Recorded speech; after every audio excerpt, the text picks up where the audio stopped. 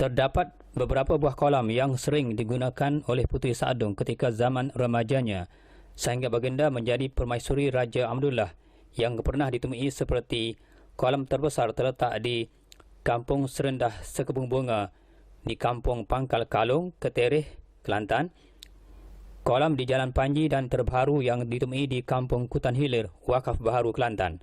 Kolam ini terletak berhampiran dengan sebatang sungai yang sering digunakan oleh baginda, pedagang-pedagang lain yang menyusuinya serta penduduk-penduduk Kampung Terbabit.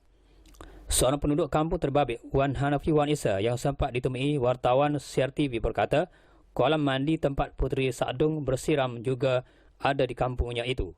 Kolam yang dimaksudkan itu memang ternyata agak besar, tetapi kini telah didapati tertimbus berikutan kerja-kerja terhadap kawasan tanah Terbabit. Menurutnya, jika dilihat seolah-olah sebatang parit, namun disebabkan faktor tanah yang semakin turun menyebabkan kolam itu semakin sempit. Katanya lagi, kolam itu telah ditemui oleh salah seorang penduduk kampungnya yang kini telah meninggal dunia beberapa tahun lalu. Jika arwah tidak memaklumkan tentangnya, sudah tentu beliau sendiri tidak mengetahui tentang wujudnya kolam lama berusia lebih 200 tahun lalu di situ. Menurut Wan Hanafi, pada masa dulu jalan darat masih tidak berfungsi, tidak sebagaimana di zaman moden ini.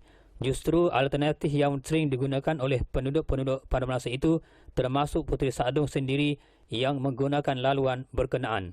Maka sungai yang berhampiran dengan kolam itu adalah laluan alternatif yang lazim digunakan oleh Puteri Saadung. Katanya, mungkin juga wujudnya kolam seumpama itu berdekatan dengan sungai bagi memudahkan baginda membersih dan mencuci diri, dan sejak itu kolam itu begitu tersohor di situ. Sambung Wan Hanafi lagi, pernah bahtera yang dinaiki baginda dikenali Jong Kapal Ulana telah karam kerana bertembung dengan ombak dan air berpusat di kawasan muara sungai. Apabila ditanya mungkin wujudnya keturunan atau generasi Puteri Saadung di kampung itu selepas baginda meninggal, beliau menafikannya. Katanya setakat yang beliau dapat tahu dari beberapa penduduk kampung, tidak mungkin ada generasi baginda di kampung itu. Kehadiran baginda menyusuri sungai itu atas kapasiti baginda sebagai seorang raja dan pemerintah sahaja.